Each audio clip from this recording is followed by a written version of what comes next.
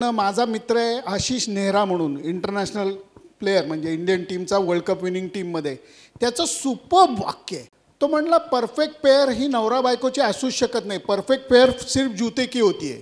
अपेक्षा काहीच नव्हती. जेव्हा आम्ही दोघांनी उडी मारली तेव्हा आमची एकमेकांकडनं काहीही अपेक्षा नव्हती.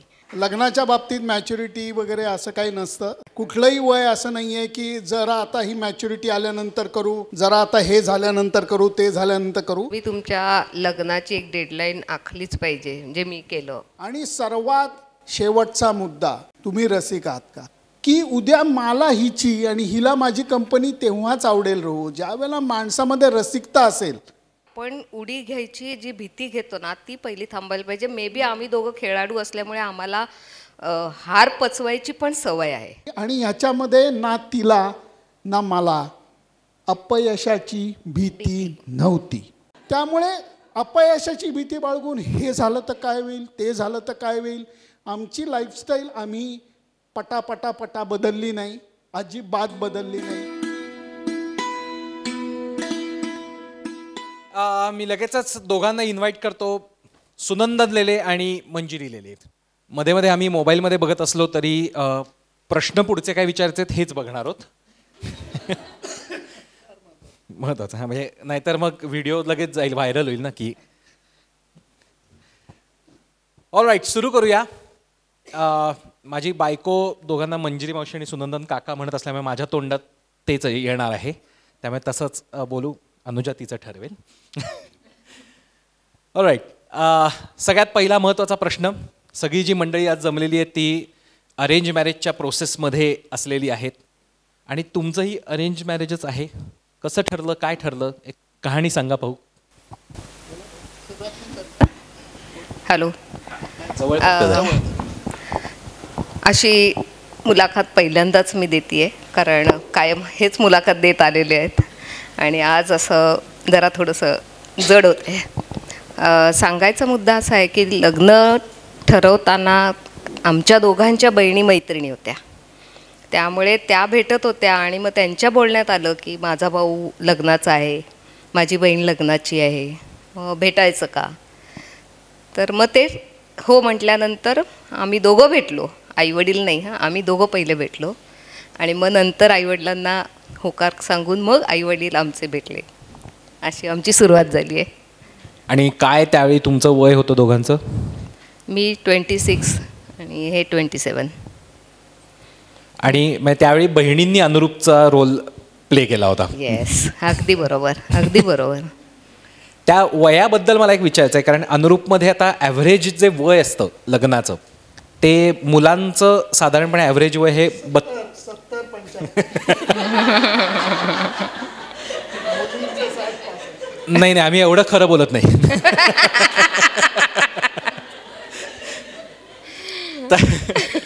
तर ॲव्हरेज साधारणपणे 32 आणि मुलींचं 29 या ब्रॅकेटमध्ये आहे. तर त्याच्या आधीच तुम्ही लग्न केले तुमच्या काळात का होईना, पण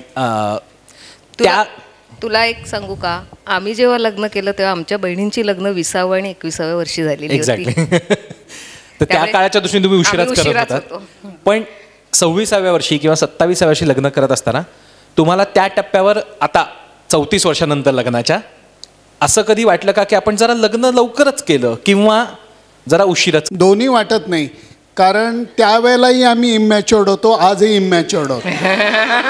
आणि हे हां, कारण लग्नाच्या बाबतीत मॅच्युरिटी वगैरे असं काही नसतं, त्यामुळे त्यावेळेलाही आम्ही तसेच होतो, आजही तसेच आहोत आणि म्हणून 34 वर्ष एकत्र होत असं मला वाटतं. त्यामुळे कुठलंही वय असं नाही आहे की जरा आता ही मॅच्युरिटी आल्यानंतर करू, जरा आता हे झाल्यानंतर करू, ते झाल्यानंतर करू. ही व्यवस्थित 3 पायांची शर्यत आहे आणि ती सांभाळून पाळायची असते. त्यामुळे तेव्हा आत्ता नंतर असं काही नाही, शर्यत चालू करायला लागते आणि ती पाळायला लागते. ग्रेट. मला असं वाटतं की माझ्या बाबतीत असं झालं होतं की बहिणींची लवकर लग्न झालेली असल्यामुळे मला असं वाटायचं की अरे त्या मानाने मी उशिरा करते लग्न. पण मी माझी स्वतःची डेडलाईन आखली होती. मी म्हटलं होतं की 26व्या वर्षी मला जो कोणी मुलगा मिळेल त्याच्याशी मी लग्न करेन. पण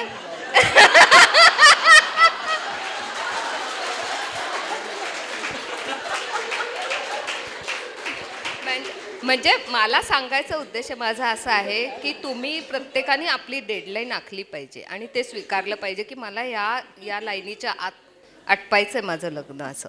मग तेव्हा तुमचा ॲक्सेप्टन्स वाढत जातो असं माझं मत आहे. राईट. पुढचा प्रश्न तुम्हाला विचारणार होते आता आधी सरांना विचारते कारण तुमचं उत्तर बहुधा कळलंय.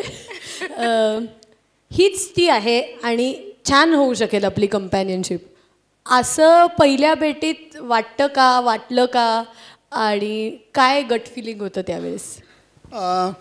अनुजा, एक तर बोलण्यातली स्पष्टता पाहिजे आणि स्वच्छता पाहिजे आणि ती बऱ्याचशा वेळेला तुम्हाला शब्द आणि ह्याच्यापेक्षा डोळ्यातनं कळते. कारण डोळे कुणी लपवू शकत नाही. मी किती जरी असा बसलो काय काय चाललं आहे, बरं चाललं आहे का अनुरूप, प्रत्यक्षात माझी नोकरी गेली असली तर ती डोळ्यात दिसते. हां, त्यामुळे तुम्ही हे बघायला पाहिजे. मी बघितलं होतं की डोळे काय बोलतात, त्याच्यात किती सत्यता आहे, त्याच्यात किती नॉर्मल्सी आहे.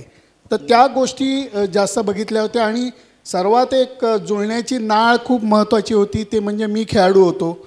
लोकांना मी पत्रकार आहे असं वाटतं, पण मी पहिला खेळाडू आहे, मग पत्रकार आहे. आणि ही मंजिरीसुद्धा गुजरातकडनं नॅशनल्स खेळलेली आहे हॉकी टीमकडनं. त्यामुळे आम्हाला ते एक जुळण्याची गोष्ट होती. त्यामुळे सुरुवातीला असं लव ॲट फर्स्ट साईट किंवा अशा गोष्टी, या गोष्टींपेक्षाही. आणि अजून एक अनुजा, इथे एक महत्त्वाचा मुद्दा मला मांडावासा वाटतो, तो असा आहे की मी हिला किंवा हिनी मला बघत असताना आम्ही त्यावेळेला काहीही नव्हतो, 100% काही नव्हतो. ना ही कमाल होती ना मी कमाल होतो, अजूनही आम्ही कमाल नाही. तर त्या बाबतीमध्ये तुम्ही फुलू किती शकता, म्हणजे तुमची कपॅसिटी काय आहे फुलण्याची, ह्याचा अंदाज घेणं आणि नंतर त्या अंदाजाशी पकडून राहणं आणि एकमेकांच्या मदतीने ह्याच्या जास्तीत जास्त जवळ जाणं, ही जी प्रोसेस आहे ही मला वाटतं त्याच्यात जास्त वाटते. कारण बऱ्याचशा वेळेला अशी गोष्ट होते की यंग जनरेशन आहे, मुली म्हणतात मला एस्टॅब्लिश नवरा पाहिजे, त्याचं स्वतःचे घर पाहिजे, गाडी पाहिजे. मग तुम्ही 45 वर्षाच्या मुलाशी लग्न करणार आहात का? तो एस्टॅब्लिश्ड असेल. कोणी मुलगा म्हणतो मला आईसारखा स्वयंपाक करणारी पाहिजे, मग तू 60 वर्षाच्या बाईशी लग्न कर, सेम आमटी करेल, सेम जेवण करेल. जर तसं नाही, जर तुम्ही प्रॅक्टिकल लेवलवरती यायचं असलं तर तिची लंगडी आहे, माझी लंगडी आहे आणि आयुष्य मात्र सैरावैरा दोन्ही पायांवरती पळत आहे. हीच सिच्युएशन असते आणि त्या खेळाचीच मजा आहे. काही ॲड करायचं आहे? हाच तो असं पॉईंट कधी आला? नाही, असं काही नव्हतं. कारण खूप नाही, दोघंही एकमेकांना ओळखत नव्हतो, त्यामुळे पहिल्या भेटीत समजून असं काय एका भेटीत होणार आहे असं. आणि मला असं वाटतं की आपण उडी घ्यायची जी भीती घेतो ना, ती पहिली थांबायला पाहिजे. मे बी आम्ही दोघं खेळाडू असल्यामुळे आम्हाला हार पचवायची पण सवय आहे. त्यामुळे अडचण आली तर ती सोडवायला लागणार आहे, पर्याय नाही आहे आपल्याकडे. पण म्हणून पार्टनर सोडायचा हा मुद्दा कधीच नाही आला आमच्या डोक्यात. तर त्यासाठी तुम्ही प्रिपेअर्ड, मला वाटतं खेळामुळे आम्ही दोघंही तयार होतो की मॅच खेळायची आहे आणि जिंकायची आहे. मैदानात उतरल्यावर रिटायर्ड हर्ट वगैरे असं ऑप्शन नाही आहे. अरेंज मॅरेज झालं, ठरलं, बहिणींच्या ओळखीतनं काही ना, अनुरूपला कॉम्पिटिटर म्हणून का त्यांनी काम करेनात, पण त्याच्यानंतर लग्न झालं. आता तसं तुलनेने काय आधी भेटणं बोलणं झालेलं नव्हतं, तशी फार ओळख नव्हती. तर मला असं काही तुम्हाला किस्सा आठवतं का की जस्ट लग्न झालं आहे, नवीन नवीन लग्न झालं आहे, नवीन नवीन एकत्र तुम्ही राहायला लागलायत आणि अरेच्चा हा तर असा निघाला, किंवा अरेच्चा हिचं हे तर काहीतरी वेगळंच आहे, असा धक्कादायक किंवा आश्चर्यकारक काहीतरी सवय एकमेकांची कळली, किंवा न पटणारी न रुचणारी असंही असू शकतं. नुसतंच आश्चर्य असं नाही, पण अरे हे पण ही करते का, किंवा हे पण हा करतो का. स्वभाव असे फारसे आम्ही दोघंही एकमेकांना जाणत नव्हतो, त्यामुळे काय आहेत माहिती नाहीत, त्यांच्या आवडी कितपत काय आहेत कशा आहेत मलाही माहीत नव्हतं. पण एक मला असं फार जाणवलं की जेवण म्हणजे स्वयंपाकातला कुठलाही पदार्थ करण्याची तयारी असते चहा कॉफी करायची असली तर किंवा खाण्याचा एखादा पदार्थ आज मी करतो चेंज म्हणून. त्यांच्या आईवडिलांनी ती सवय लावलेली होती की अरे नंदू आज पिठलं कर रे, की मग ते म्हणायचे बरं मी आज पिठलं करतो. म्हणजे मग तेव्हा मला असं झालं अरे यांना स्वयंपाकातलंही करता येतं आहे. म्हणजे ही अपेक्षा काहीच नव्हती. जेव्हा आम्ही दोघांनी उडी मारली तेव्हा आमची एकमेकांकडनं काहीही अपेक्षा नव्हती. त्यामुळे ते असं म्हणतात ना फुलत गेलं, तेव्हा असं फुलताना कळत गेलं की अरे हा चांगला गुण आहे यांच्याकडे, अरे हा चांगला प्रकार आहे त्यांच्याकडे. म्हणजे घरात सुद्धा सासू सासरे एकत्र होतो राहत, त्यामुळे घरात हे चांगलं आहे असं एक एक हळूहळू कळत गेलं. माझ्या बाबतीत एक प्रॉब्लेमही झालेला होता. तो प्रॉब्लेम असा होता की मी सांगितलेलं होतं की बाबा माझं पहिलं प्रेम क्रिकेट आहे आणि बॅट ही तुझी सवत आहे, तर ते ॲक्सेप्ट झालेलं होतं, तो प्रॉब्लेम नव्हता. म्हणून मी अजून एक गोष्ट सांगितली होती की मंजिरी मला मित्र खूप आहेत. तर नॉर्मली आपण काय म्हणतो की हां ग्रेट, वा छान, मित्र असायला किती चांगलं आहे वगैरे. परंतु त्याची व्याप्ती जेव्हा कळली, हा हा हा म्हणजे मित्र किती आहेत काय आहे, आणि तो एक one of the major problem होता. भरपूर मित्र आणि भरपूर कार्यक्रम आणि पाठोपाठच मुलं झाली होती, त्यामुळे मी मुलांमध्ये अडकायची. मला नाही बाहेर पडता यायचं कारण लहान मुलं आहेत, 2 मुली आहेत आम्हाला. त्यामुळे पाठोपाठ मुलींना सांभाळायची वेळ माझ्यावरती यायची. त्यावेळेस थोडीशी चिडचिड व्हायची. म्हणजे सगळंच गोडी गोडी नसतं आयुष्यात, त्यामुळे त्यावेळेस ती चिडचिड वाढायची सुद्धा कधी कधी. पण त्याला बॅलन्स करण्याचा भाग त्यांनी पण खूप केला की ते मजा करून आले तर असं नाही म्हणायचे की आता झालं मजा आली. ते म्हणायचे आता तुमची मजा बघूया, आपण तुम्हाला घेऊन कुठेतरी बाहेर जाऊया, आपण मजा करूया सगळे. मग त्याची रिप्लेसमेंट व्हायची, त्यामुळे ते त्या रागातनं वाचायचे माझ्या. सो आत्ताच आम्ही जेव्हा तुम्ही आलात तेव्हा आम्ही टीदिंग पिरियड आणि फॅमिली वगैरे असं सगळं बोलत होतो. तर असं म्हणजे आपल्याकडे भारतात असंच आहे की लग्न जे होतं ते 2 कुटुंबांचं होतं, त्यामुळे दोघांचं कंपॅनियनशिप तर महत्त्वाचं असतंच. पण तुम्ही लग्नानंतर विथ फॅमिली सगळेजण एकत्र राहत होतात का तुम्ही तुमच्या कामांमुळे वेगळे राहत होतात, आणि म्हणजे ते कसं सहज जमून आलं? मी हाऊसवाईफ आहे, त्यामुळे सासू सासरे होते बरोबर आणि आम्ही एकत्र सगळे राहिलो.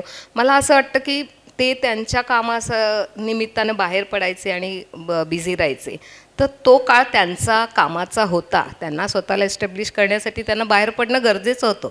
आणि त्यावेळेस मी घरात थांबतीये हे मी म्हणणं चुकीचं आहे, कारण मलाही या घरात एस्टॅब्लिश होण्यासाठी घर बघणं, घरातल्या माणसांना सांभाळणं हे मला महत्त्वाचं वाटत होतं. पण ॲट द सेम टाईम सासू सासऱ्यांनी सुद्धा माझी मुलं सांभाळायला मला प्रचंड मदत केली. म्हणजे असं नसतं की आईवडील या संसारात नसतात, मला तर त्यांचा खूप फायदा झाला आहे.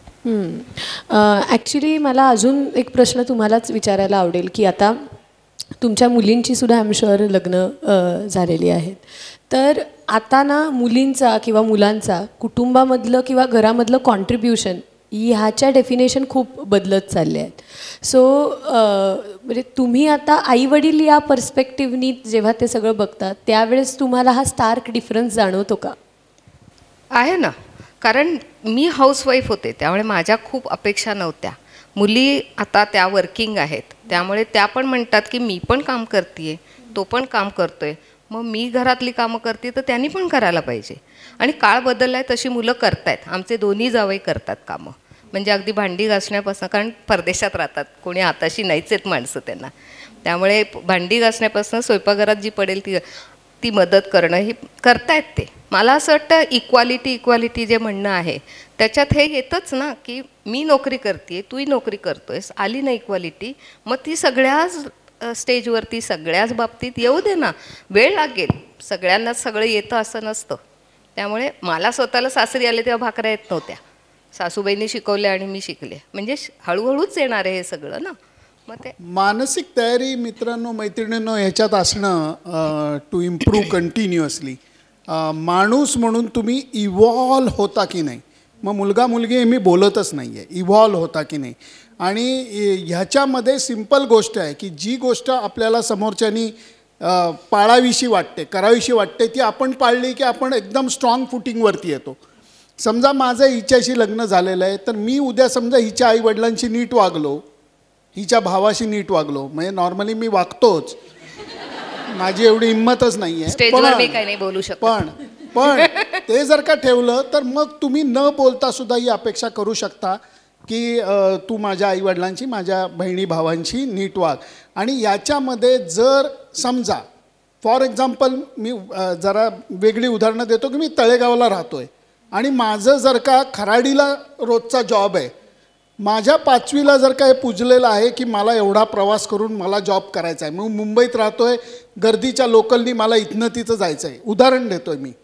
जर ते तुमच्या 5वीला पुजलेलं आहे, जे तुम्हाला करायचंच आहे, तर तुम्ही ते हसत केलं पाहिजे. आणि हे हसत केलं तर निम्मा तणाव कमी होतो. आणि याच्यामध्ये काम किंवा शेअरिंग किंवा हे करत असताना जेवढी सहजता येईल. आता मी मुलांकडे जातो थोडंसं. मुलांपैकी किती जणांना घरकामाची आवड किंवा सवय आहे? मला सांगू नका, तुमचं तुम्ही आरशासमोर उभं राहा आणि हे करा. उद्या देव करो तुम्हाला परदेशात नोकरी मिळाली, तर पहिले 1 वर्ष तुम्हाला एकट्यालाच राहायचं आहे. तुम्हाला बेसिक गोष्टी येत नसल्या तर तुमची लंगडी होणार, वाट लागणार तुमची वाट. मग लग्न, बायको सासूरवाडी बाजूलाच ठेवा 1 सेकंद. माणूस म्हणूनच तुम्ही येऊ शकणार नाही. पण कित्येक वेळेला अनुजा आणि एक गंमत काय होते रे माहिती आहे का, आई वडील म्हणून आम्हीही चुकतो. घरात नको, तू नको काही करू, मी तुला करून देते. आई मुलांना कामं करून देत नाही, आई मुलांना सवयी लावत नाही. माझ्या आईवडिलांनी सवयी लावल्या आणि त्याचबरोबर दोघेही जॉब करत होते. आणि ह्याच्या सगळ्यामध्ये चुका करायची परवानगी पाहिजे. कारण हे बघा, क्रिकेटच्या भाषेत सांगायचं झालं तर कॅच त्याच्याच हातनं सुटतो जो प्रयत्न करतो. जो प्रयत्नच करत नाही त्याच्यातनं कॅच सुटत नाही. उद्या माझ्या आईसारखं तुला जमत नाही आहे आमटी करणं, तू करू नको, मग ती आयुष्यभर करणार नाही, सोपं पडेल तिला. पण हळूहळू त्या इम्प्रूव्हमेंटकडे जाता आलं. उद्या मी अगदी साध्यातल्या साध्या गोष्टी म्हणतो, भांडी घासता येतात का? इथं नाही घासायची वेळ येत, बाहेर जाऊन घासायची वेळ येते. वॉशिंग मशीन लावता येतं का तुम्हाला? त्या म्हणजे जसं आपण म्हणतो ना तसं स्वतःला या बेसिक लेवलला. मी असं नाही म्हणत की मुलांना पुरणपोळी यायला पाहिजे, नाही, ॲग्रीड, तुम्हालाही येत नाही मला माहिती आहे, काय कॉन्फिडन्स, सॉरी. पण बेसिक लेवलला तुम्हाला येतं आहे का? तुमचं तुम्ही स्वतःला आनंदी ठेवू शकताय का? आणि सर्वात शेवटचा मुद्दा, तुम्ही रसिक आहात का? की उद्या मला हिची आणि हिला माझी कंपनी तेव्हाच आवडेल रो ज्या वेळेला माणसामध्ये रसिकता असेल. ती रसिकता सगळ्या छोट्या छोट्या पातळीवरती जरी असली की अगं तू हा लेख वाचलास का, अगं तू ही कविता ऐकलीस का.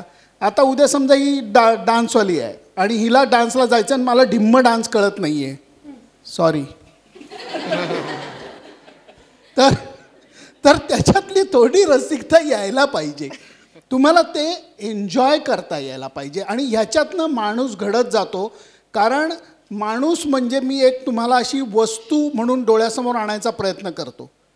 ती वस्तू 2 प्रकारची असू शकते. की एक, सॉरी घाण उदाहरण देतो, शेणाचा गोळा आहे. शेणाचा गोळा, काय बसतात त्याच्यावरती? माशा, बरोबर. आणि जर तुम्ही सुंदर फुलांचं की ज्याच्यामध्ये मध आहे, ज्याच्यामध्ये सुवास आहे, सौंदर्य आहे, त्याच्यावरती काय बसतं? फुलपाखरू, मधमाशी बसते. तुम्हाला काय व्हायचं आहे? तुम्ही शेण असला मग माझ्या भोवती माशाच घोंगावतात, हे करून नाही चालणार. तुम्ही जर का छान फुलाचा गुच्छ बनलात तर तुम्हाला आपोआप फुलपाखरं तुमच्यावरती येऊन बसतील. अरे प्रत्येक गोष्टीची हे वाईट आहे, हे वाईट आहे. मी प्रत्येक गोष्टीचा माझा अर्थ काढताय, तुम्ही असं नका करू. तर हे तुम्ही केलं तर पुढच्या गोष्टी सोप्या बनणार आहेत. आणि ही परत it's a process of evolving. या सगळ्या गोष्टी एकदम येत नाही, त्या हळूहळू तुम्हाला आणायला लागतील. त्या जर का आणल्यात तर मग माणूस म्हणून रसिक झालात की संपलं हो, पुढचं सगळं सोपं आहे. या रसिकतेच्या अनुषंगाने मी सांगते, मी अहमदाबादची आहे. अहमदाबादला लहानाची मोठी झाली, जन्म पुण्याचा आहे. पण तिकडं ही गाण्याच्या मैफिली किंवा डान्सचे कार्यक्रम असे काहीच व्हायचे नाही. त्यामुळे माझ्या बाबतीत ते नव्हतंच काही. पण इकडं आल्यानंतर यांचे अनेक वेळा कार्यक्रमांना जाणं व्हायचं आणि मला घेऊन जायचे.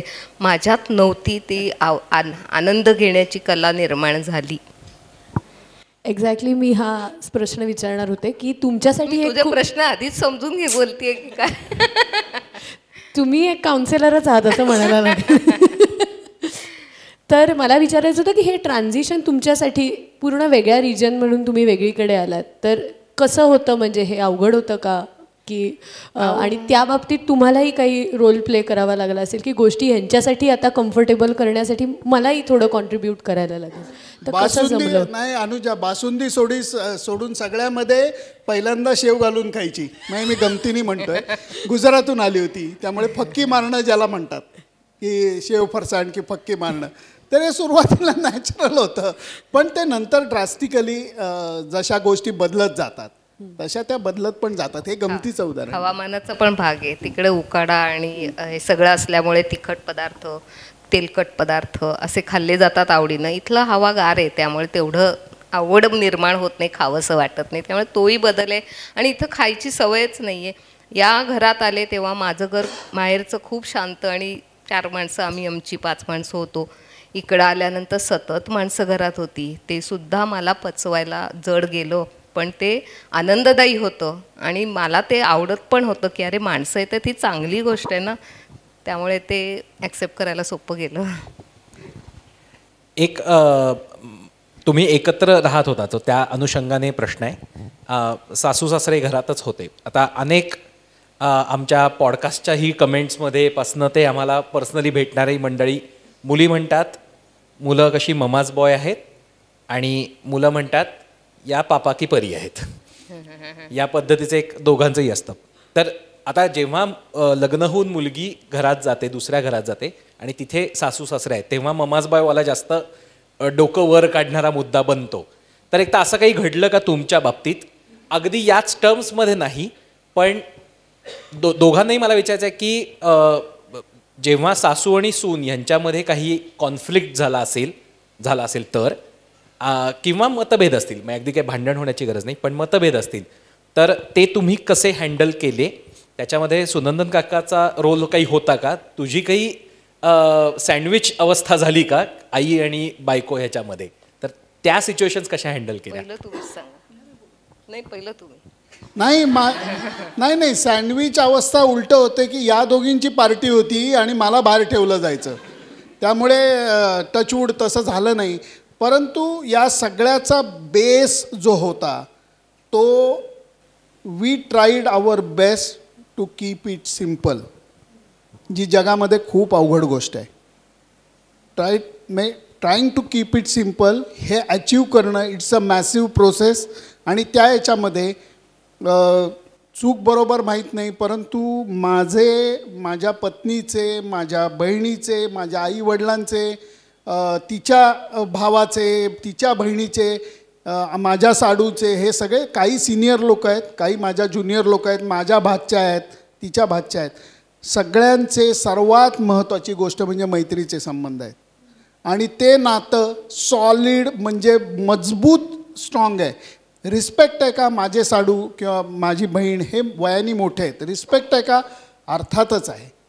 पण म्हणून तो आविर्भाव नाही आहे की सिनियर माझ्या बहिणीला पाया पड किंवा माझ्या आईवडिलांना पाया पड, याची गरज दरवेळेला नसते. तुम्हाला मनातनं वाटलं तर तुम्ही करता, पण त्याच्यापेक्षा ते मैत्रीचं नातं मी का म्हणतोय तुम्ही लक्षात घ्या. मैत्रीच्या नात्यामध्ये जो ओपननेस आहे तो ओपननेस नॉर्मल नातेवाईकांच्या नात्यामध्ये नसतो. तुम्ही एखाद्या मित्राला पटकन काहीतरी आवडलं नाही तर 2 शिव्या हसडून मोकळे होऊ शकता, तो मनात धरत नाही, परत संध्याकाळी तुम्ही भेटता, मजा करता. मैत्रिणींच्या बाबतीतही असंच नाही, पटलं नसलं तर तुम्ही उघड बोलता. ते नातं तुम्हाला डेव्हलप करता येईल का? आपल्या आजूबाजूच्या लोकांच्यात नातेवाईक असणं हे उत्तमच आहे, चांगलंच आहे आणि त्यांचं मूल्य खूप मोठं आहे असं आम्हाला दोघांनाही वाटतं. परंतु त्याच्यामधलं नात्याचं जी वीण आहे ती मजबूत करण्यासाठी त्याचं रूपांतर मैत्रीमध्ये जर का झालं आणि त्याच्यात जर का तो ओपननेस आला तर मला वाटतं इट बिकम्स इझी. पण मी अगोदर म्हणलं तसं की it's a long process but fully achievable. ह्याच्यात एक मी ॲड करेन की ॲक्सेप्टन्स आणि थोडंसं सोडून देणं हे जमलं पाहिजे. म्हणजे धरून ठेवतो की ही मला असं बोलली, तो मला असं बोलला, मग मी आता त्याच्याशी भेटणारच नाही, त्याला बोलणारच नाही, तर असं नका करू. आणि समोरच्याच्या विचारांना पण ॲक्सेप्ट करा की त्यांचंही काहीतरी म्हणणं आहे आणि त्यांना काहीतरी चांगलं सांगायचं आहे. काही वेळा आपली मतं आपण इतकी घट्ट धरून ठेवतो जी कधीतरी चुकीची असतात. पण मग तुम्ही संवाद जेव्हा साधता तेव्हा तुम्हाला कळतं की अरे हा पण अँगल आहे की जो आपण विचारच केला नव्हता, तर तो बरोबर असतो ना. मग तो ॲक्सेप्ट करा की हो त्यावेळेस मी चुकले, पण तुमचं म्हणणं बरोबर आहे. हे जेव्हा होतं तेव्हा पुढे सरकतात गोष्टी, नाही तर ते अडकून राहतात. ॲब्सोल्युटली. सो मला वाटतं पिढीचं ट्रान्झिशन तुम्ही खूप जवळून बघितलेलं आहे. आधी सून होतात, आता दोघंही सासू सासरे झालेले आहात.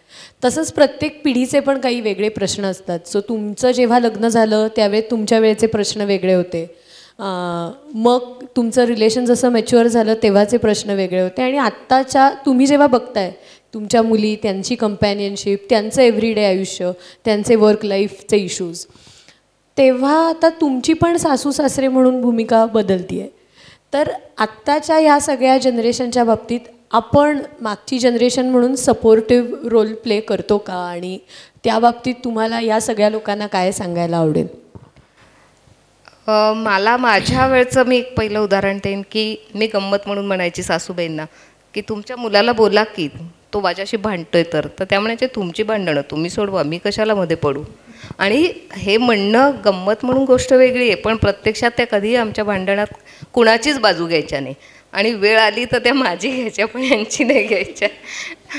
त्यामुळे तसं सासू सासऱ्यांच्या याच्यात काही प्रॉब्लेम नाही आला. मुलींच्या बाबतीत मला असं वाटतं की जेव्हा लग्न करून आता आपले संस्कार आणि आपली संस्कृती अशी सांगते की मुलगी सासरी जाते, त्यामुळे सगळ्यांचं म्हणणं असं असतं की मुलीला खूप घर सोडणं हे म्हणजे कम्फर्ट सोडणं आणि या सगळ्या गोष्टी अवघड जातात किंवा त्यांना जास्त त्रास होतो वगैरे वगैरे.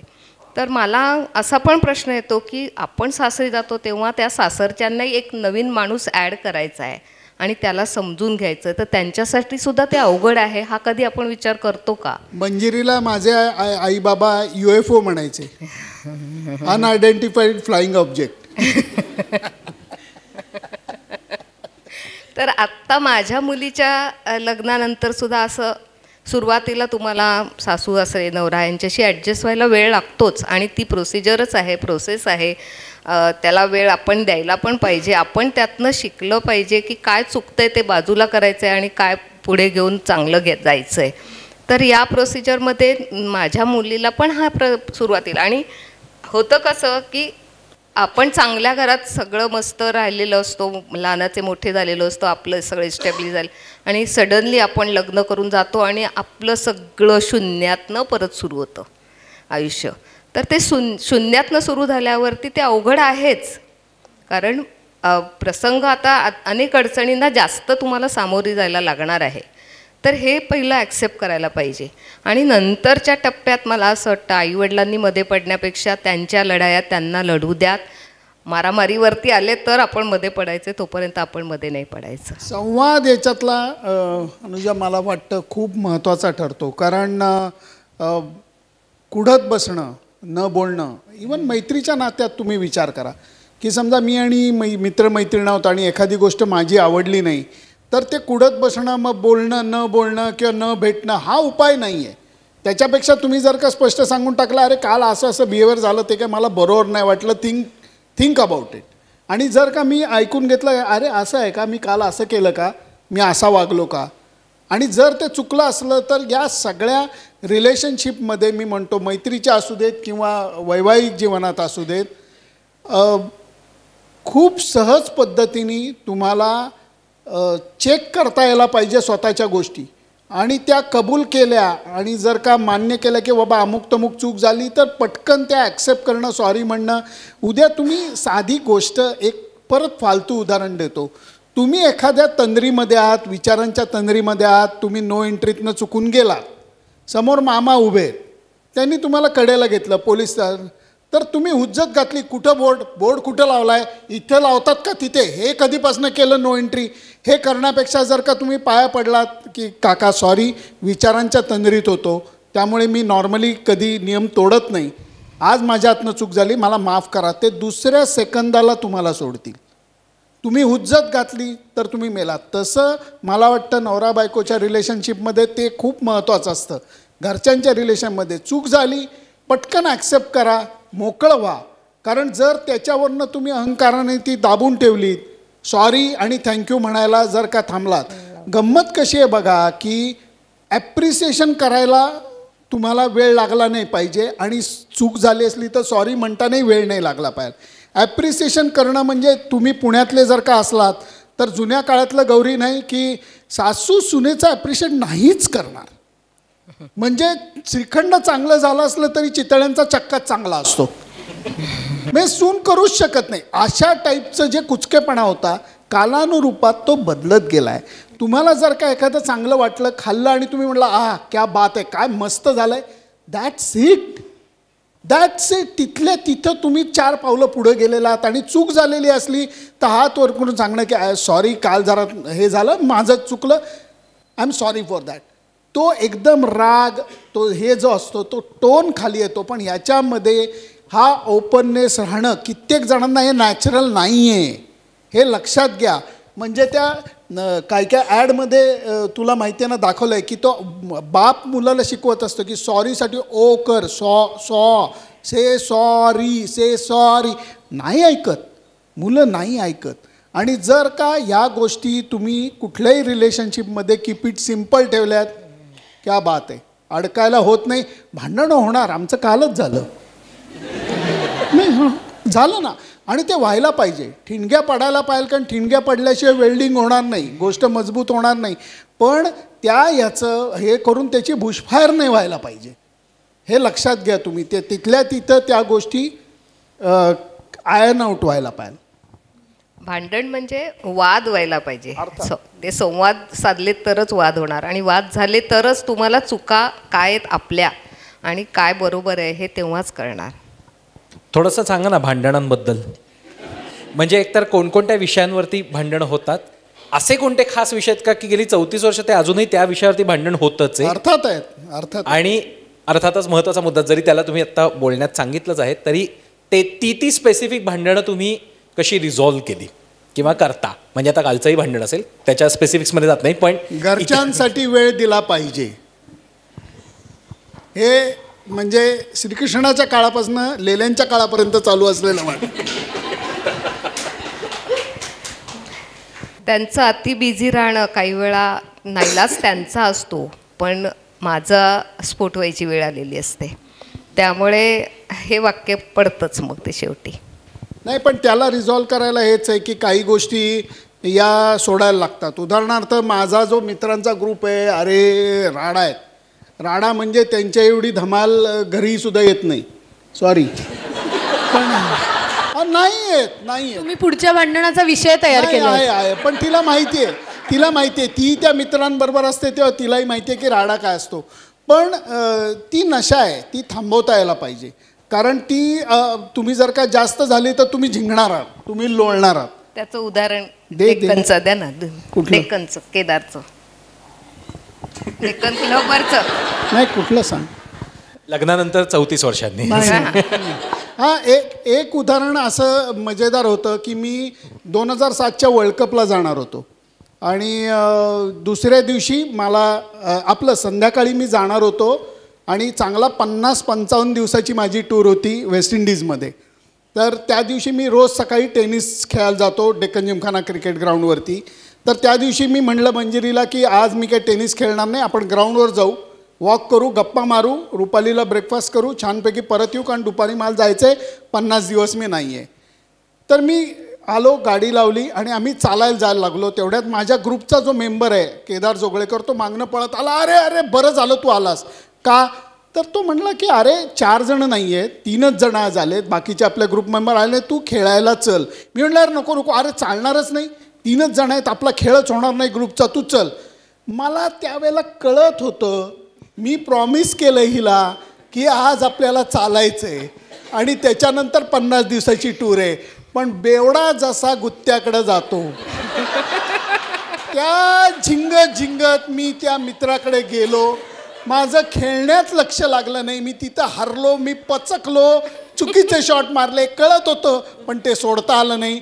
आणि परत आल्यानंतर ही तिच्या बहिणीकडे, म्हणजे ती प्रभात रोडला राहतात, त्या डेक्कन जिमखान्यावर प्रभात रोडला निघून गेलेली, बहिणीकडे गेलेली. आणि त्याच्यानंतर आम्ही घरी आलो तेव्हा चांगलं म्हणजे होळी धुमसत होती म्हणजे आणि त्या धुमासण्याच्या ह्याच्यामध्ये शेवटी म्हणलं मंजिरी मला कळलं, माझं मलाच माहिती आहे कारण मी गुन्हेगारच होतो. त्या दिवशी तो मोठा नो बॉल टाकलेला होता. म्हटलं आय एम सॉरी आणि त्याच्यानंतर ती म्हणली तुम्हाला लाज नाही वाटत? मी म्हटलं काय आता काय झालं? म्हटलं वाटते लाज. तसं नाही, आज काय म्हटलं बोमला. म्हटलं 12 डिसेंबर लग्नाचा वाढदिवस. म्हटलं नाही हा तर मार्च आहे. वुमन्स डेला तुम्ही माझ्याशी असं वागलायत. आता आईला म्हणलं आता वुमन्स डे कुठनं आला? 8 मार्च होता. वुमन्स डे वगैरे काही नसतं होता त्या दिवशी. मी म्हटलं वुमन्स डे वगैरे आयुष्यात काही नसतं आपलं, रोज वुमन्स डे. पण रोज वुमन्स डे पण त्या दिवशी हे मला कळत होतं की या चुका होतात. म्हणजे मी प्रांजळपणे कबूल करतो की त्या दिवशी मला कळत होतं एखादा, म्हणजे मी म्हणून बेवड्याचंच उदाहरण दिलं, मला कळत होतं की आत्ता तिथं जाणं हे चुकीचं आहे. पण ती काशी घातली आणि नंतर ते करून मग दुपारी पार बोंब आणि मग शेवटी वातावरण निवळून मला 4 वाजता हीच बसला सोडायला आली आणि मग मी वेस्ट इंडिजच्या टूरला गेलो आणि नंतर तो वर्ल्ड कपही भयानक झाला. त्यामुळे अनुजा हा व्हिडिओ एडिट करायचा का सांगा? अशी चूक करायची नाही. हा अशी चूक नाही. असं म्हणून करतात. हा व्हिडिओ एडिट करायचा सांगा, नाही तर 2007च्या पराभवाचा खापर इकडे फुटेल. हिच्यावरती माझ्या टेनिस ग्रुपवरती जाईल. अजून काही उदाहरणं म्हणजे आता मला असं कपल कोणतंही भेटायचं आहे की ज्यांना एकाच वेळी उकडतं आणि एकाच वेळी पंखा हवा असतो. तर असे छोट्या छोट्या गोष्टी डे टू डे लाईफमधल्या असे काही तुमच्यामध्ये डिफरन्सेस वाटायला लागले का एकत्र राहायला लागल्यावर? कारण 24 तास एकत्र राहायला लागल्यावर अनेक गोष्टी कळायला लागतात. या मुद्द्यावर एक सांगते की आता मला असं जाणवतं की आमच्या नात्यापेक्षा इतर नातेवाईकांकडे सुद्धा आता हा प्रॉब्लेम असल्यामुळे नवरा बायको वेगवेगळ्या खोल्यांमध्ये झोपतात. हां, तर आम्हाला विचारतात की तुमच्या दोघांचं कसं काय, म्हणजे असं. तर हे पुण्याचे, मी अहमदाबादची, मला उकाड्याची सवय, यांना गारठ्याची सवय, त्यामुळे पंखा त्यांना लागतो. पण मग मला पंख्यानी गार जास्त वाटतं, मी डबल पांघरून घेते, प्रश्न सुटला. म्हणजे असं तुम्हाला सोडवता आलं पाहिजे. किंवा दुसरी गोष्ट अगदी छोट्या म्हणायला गेली तर छोटी की मी एवढा फिरतो, मी प्रिफर्ड व्हेजिटेरियन आहे, पण मी नॉनव्हेज फिश बीश सगळं, म्हणजे माझ्या यूट्यूबच्या खादाडीचं चॅनलचंच नाव इंटरनॅशनल बकासूर आहे. तर मी सगळं खातो, पण मला व्हेजिटेरियन जेवणं आवडतं.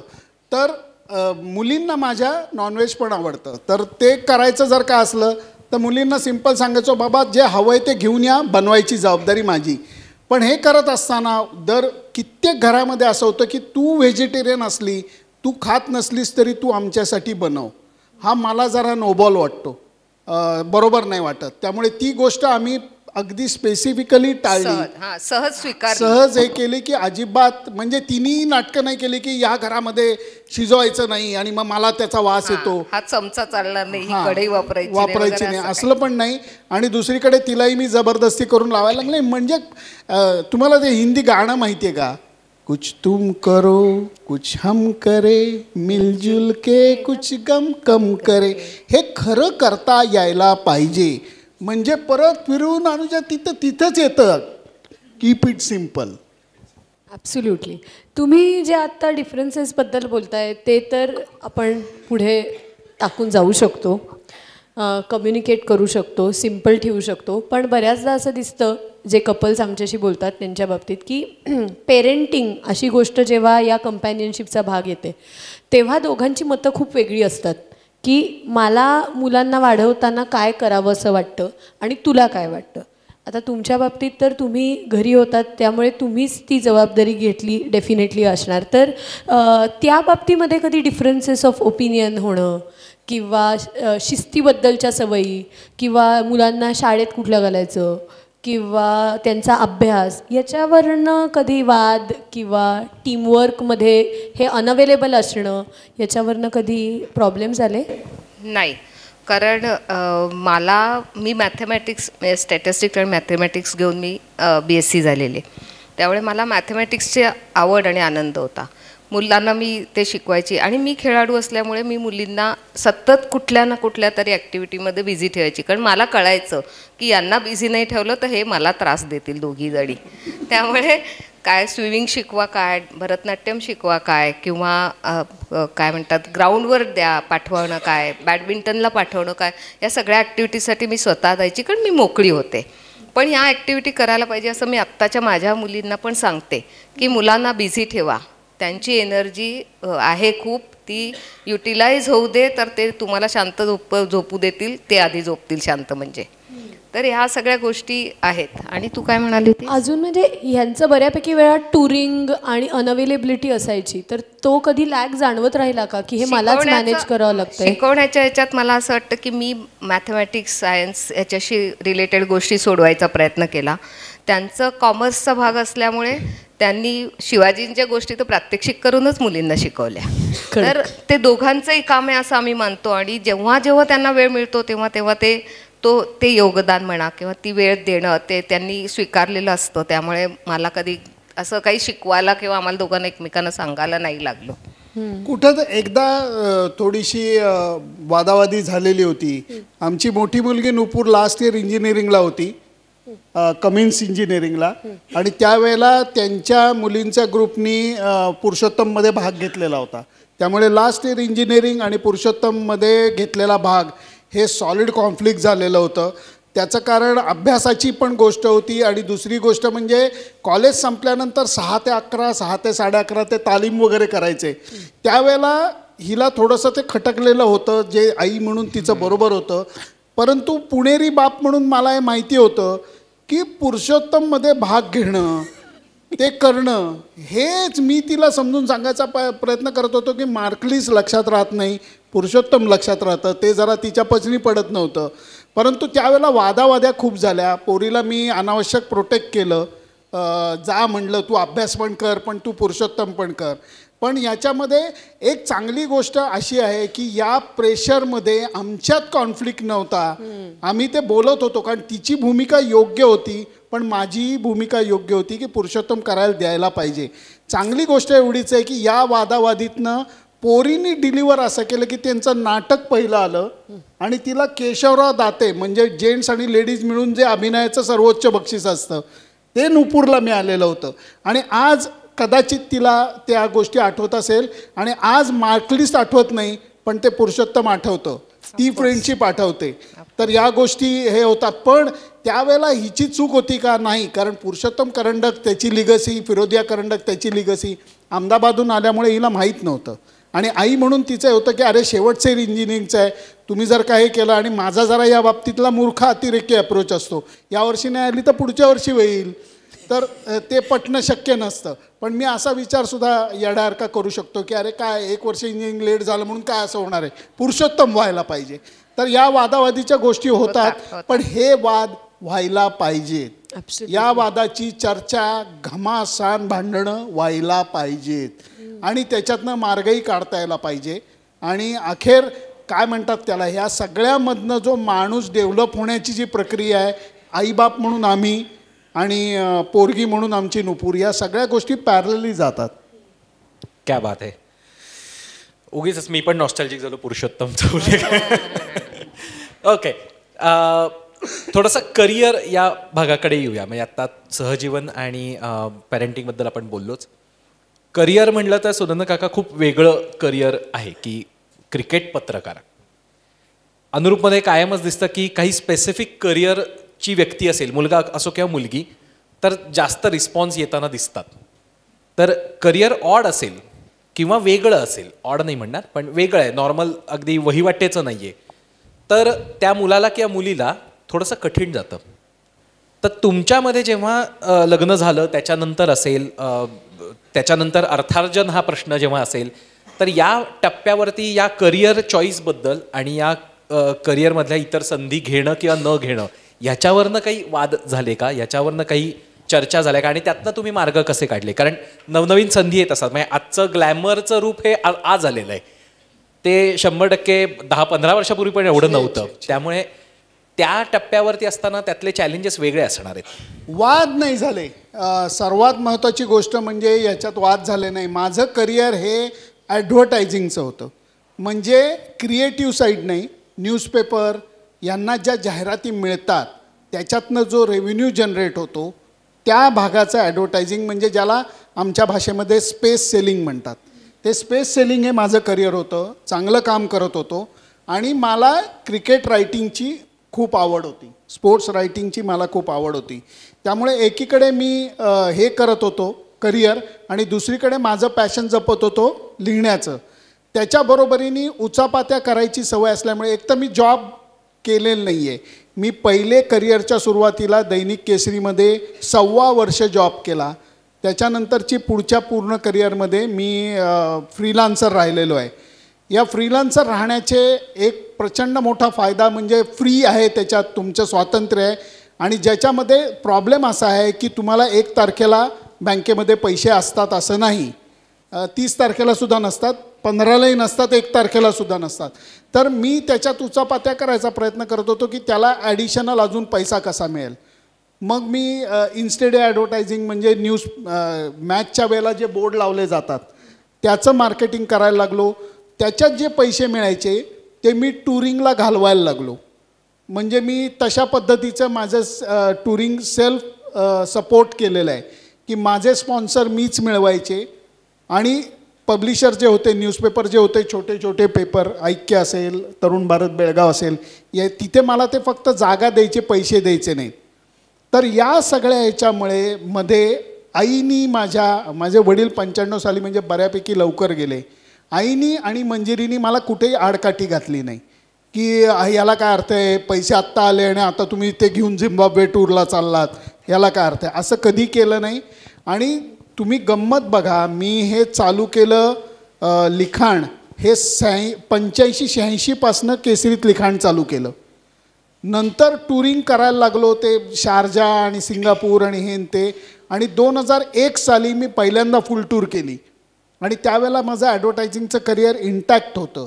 2004 साली पाकिस्तान टूरनंतर अशी वेळ आली की माझं मन जास्त क्रिकेट रायटिंगमध्ये रमायला लागलं, जर्नलिझममध्ये रमायला लागलं. तर मी आईला आणि मंजिरीला समोर बसून सांगितलं की ही परिस्थिती आहे आणि आता मी पूर्ण वेळ फ्रीलान्स जर्नलिस्ट व्हायचं ठरवलं आहे.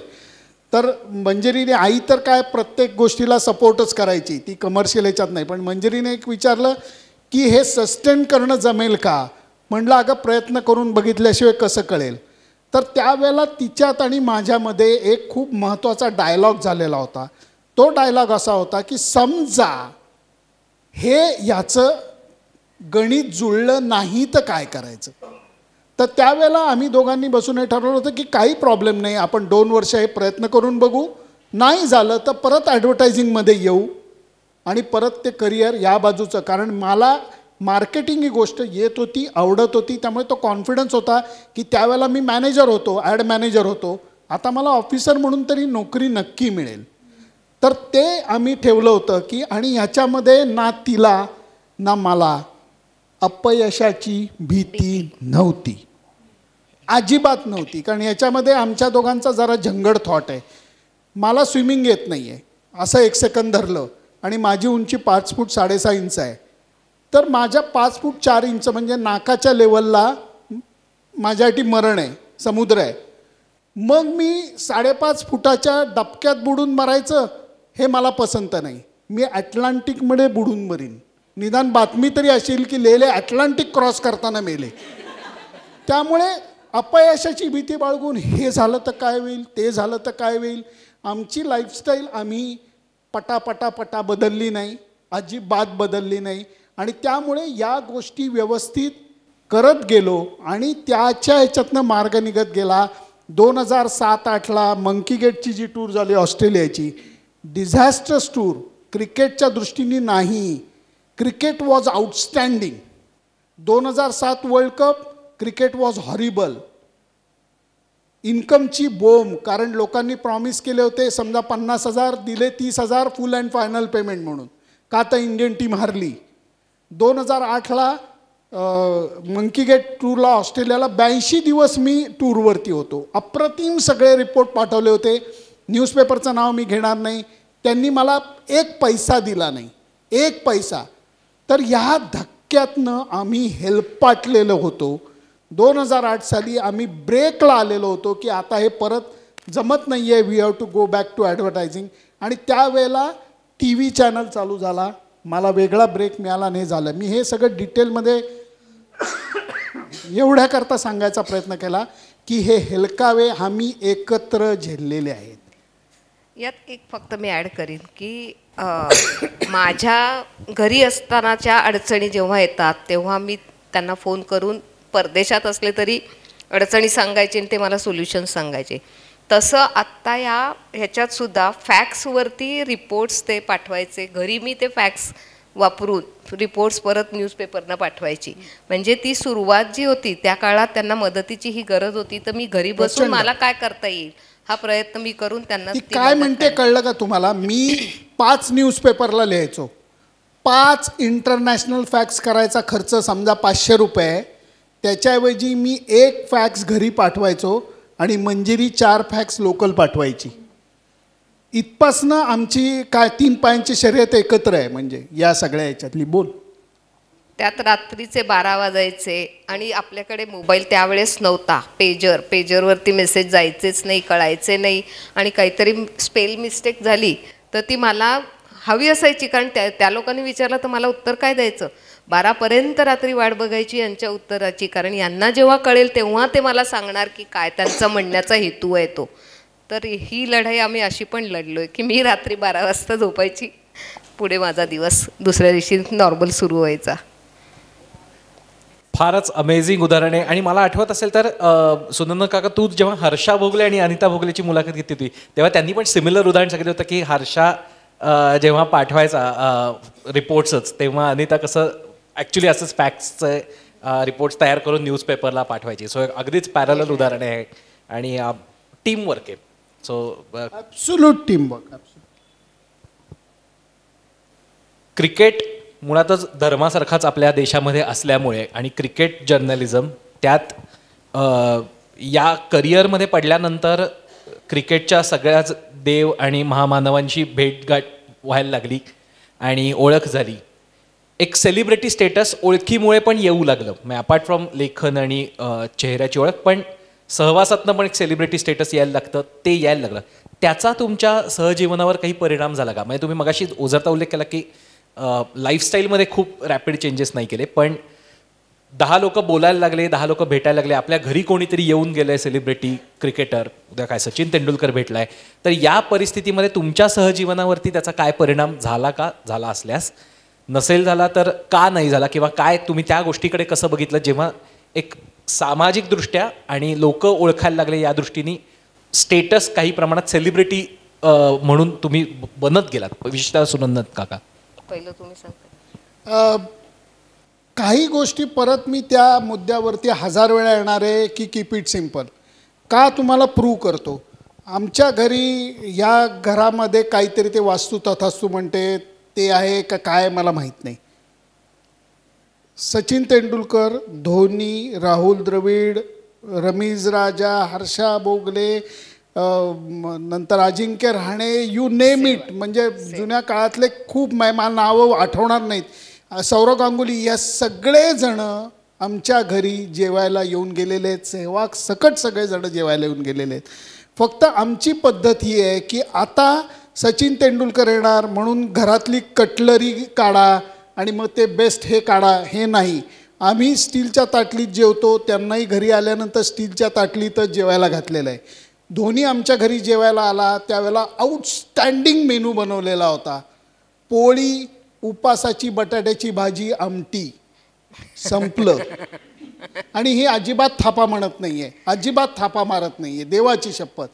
याच्या मागं सांगण्याचा उद्देश असा आहे की try to keep it simple. हे आम्ही पाळलं म्हणून कदाचित हे लोक तेवढ्या कम्फर्टेबली बसले असतील. कारण घरी आल्यानंतर आम्ही कोणालाही आग्रह करत नाही, त्या गोष्टी ठेवलेल्या असतात, ज्यांना जे पाहिजे तेवढं घ्या. आणि आम्ही इग्नोर करायला शिकलो आहे. कारण ह्या लोकांना अनफॉर्च्युनेटली हे प्लेयर्स जे आहेत ना, त्यांना समजा तुम्ही तेंडुलकर आणि द्रविड आहात आणि आमच्या घरी जेवायला आलेले आहात, तर आपण एकत्र जेवताना आपलं जेवण सोडून तुम्ही असं बघता की कसं जेवतोय हा, काय खातोय, ते त्यांना नको झालेलं असतं. त्यांना त्याच्यापेक्षा इग्नोर केलं ना तर ते इतके कम्फर्टेबल असतात. धोनी आमच्या घरी 2.5 तास बसलेला होता, 2.5 तास. आणि ह्याच्यामध्ये अजून काही काही नियम आम्ही पाळलेले आहेत. आम्ही घरी सगळ्यांना बोलवत नाही. माझ्या बहिणी चिडलेल्या आहेत, हिच्या बहिणी चिडलेल्या आहेत. आम्ही दरवेळेला एका गेस्टला फक्त अलाउड करतो, मग त्याला ती पूर्ण डिस्काउंटचं कुपन मिळतं कामाचं किंवा सहवासाचं. पण त्याच्यामध्ये बाकी कुठलीही आविर्भाव करत नाही. मुलींना नियम असा असतो की आम्ही सगळेच जणं की कुणी येणार असलं तरी फोन सायलेंट करून देवापाशी ठेवून द्यायचा, तो वापरायचा नाही, फोटो काढायचे नाहीत, कोणाला सांगायची गरज नाही. मुख्य पहिलं कोणाला सांगायचं नाही की आपल्या घरी येणार आहे. हां, दवंडी पिटायची नाही.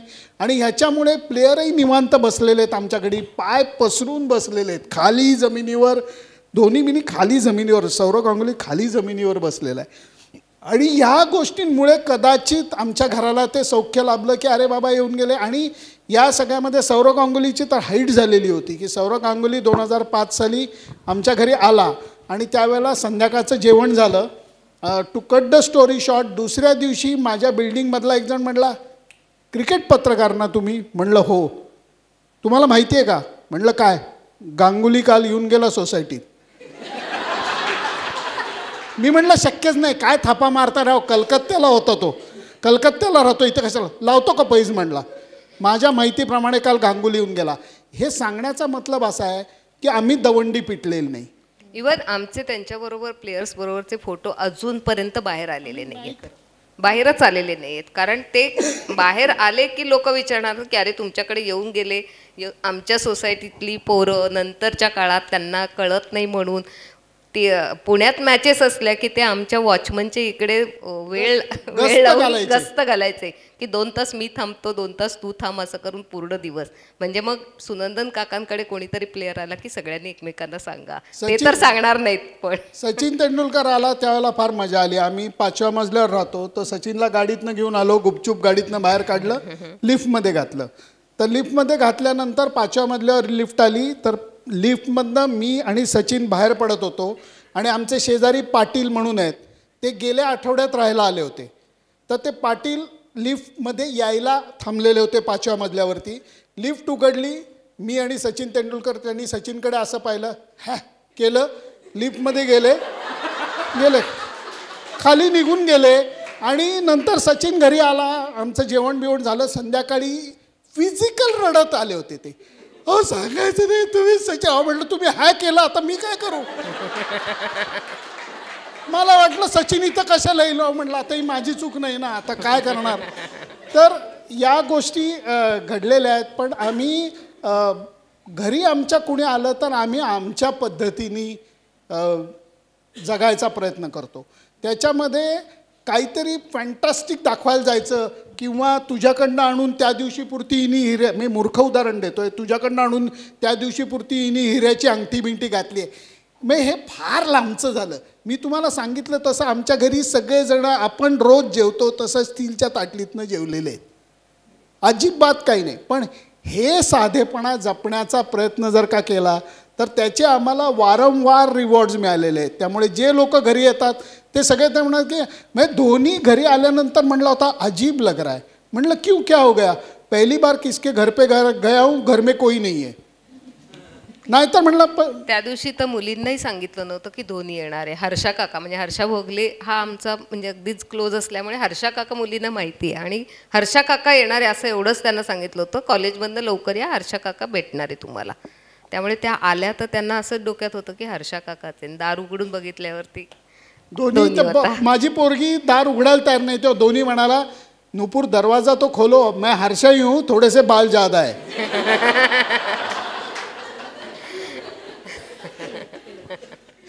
वा, अमेझिंग. म्हणजे तुम्हीच ते सेलिब्रिटी असल्यासारखं नाही वागवायचा, त्यामुळे त्याचा एक भाग आणि आपला साधेपणा नाही सोडायचा. Exactly amazing.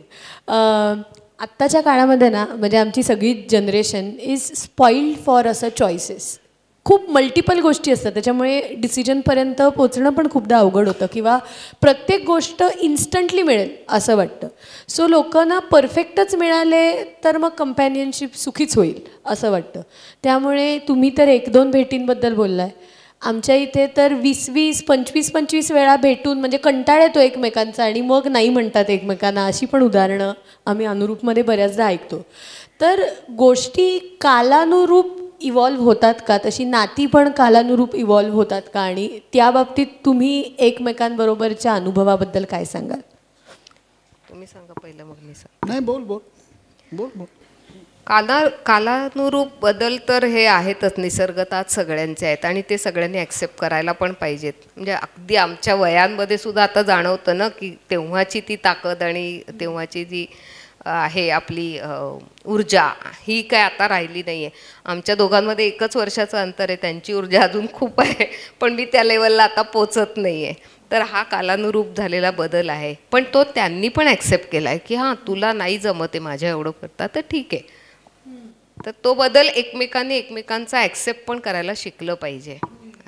मित्रांनो मैत्रिणींनो, एक गोष्ट लक्षात ठेवा की नवरा बायको लग्न या रिलेशनशिपमध्ये मला डोळ्यासमोर उदाहरण काय येतं माहिती आहे का? तुम्ही एखाद्या छान फुलांच्या बाजारामध्ये गेलायत आणि लिलीचं फूल जर का तुम्ही पाहिलं तर ते असं बंद असतं. तुम्ही ते घरी आणता आणि मग ते एका मोठ्या छान फ्लॉवर पॉटमध्ये पाणी घालून ठेवता आणि नंतर त्याच्यातलं एक एक लिलीचं फूल उमलत जातं. कोणाचंही लग्न, माझा मित्र आहे आशिष नेहरा म्हणून, इंटरनॅशनल प्लेयर म्हणजे इंडियन टीमचा वर्ल्ड कप विनिंग टीममध्ये, त्याचं सुपर्ब वाक्य आहे, सुपर्ब वाक्य. तो म्हणला परफेक्ट पेअर ही नवरा बायकोची असूच शकत नाही, परफेक्ट पेअर सिर्फ जूते की होती आहे. हे मी तुम्हाला का शेअर करतोय तर परफेक्ट पेअर नसणारच ना. कसं असेल ही एक वेगळी, ही हॉकी खेळते, मी क्रिकेट खेळतो, नियम वेगळे आहेत. हिचं शिक्षण BSc झाले, मी शिकलो आहे ती मानत नाही पण देवाशपथ मी BCom झालेलो आहे, कॉमर्स आहे, हे आहे. हिचं घर तिकडं वाढलं, माझं घर इकडं वाढलं. कसं असेल परफेक्ट पेअर? पण त्याच्यामध्ये तुम्ही 1-1-2नी सुरुवात करता. लग्न इज 1-1-2, मग 1-1-11कडे कसं तुम्ही जाता, हा तो प्रवास आहे. त्यामुळे होणारच, राडा होणार, वेळ लागणार, कुठली कळी लवकर उमलणार, कुठली कळी उशिरा उमलणार, पण गुच्छ उमलतो, पूर्ण होतो, त्याला वेळ द्यायला लागतो. क्रिकेटच्या भाषेत समजायचं असलं तर तुम्ही काही क्रिकेटचे किडे नसाल. 4 शॉट मारून सेंचुरी होते का रे? नाही होत. एक बरगडीत बॉल बसतो, एक कॅच सुटतो, बोंबलायला कुठंतरी हात ठेचकळतो, मध्येच एक बाउंड्री मिळते, एक सोपा बॉल मिळतो, सिक्सर जाते. पण मुख्य गोष्ट या सगळ्या सेंचुरीच्या बाबतीत कुठली असते तर सिंगल्स. ती सिंगल्स म्हणजे रोजचं जीवन आहे. म्हणजे कसं तुम्हाला सांगतो की 14 तारीख आता जवळ आली आहे म्हणून सांगतो, बाकी मी हिच्याशी वाईट वागायचं आणि 14 तारखेला अगदी काळी साडी घेऊन यायचं, हा नालायकपणा आहे. त्याच्यापेक्षा तुम्ही रोज नीट वागू शकता का? सिंगल्स काढू शकता का? एकमेकांना थोडी मदत करू शकता का? एकमेकांची नीट वागू शकता का? मैत्रीचं रिलेशन वाढवू शकता का?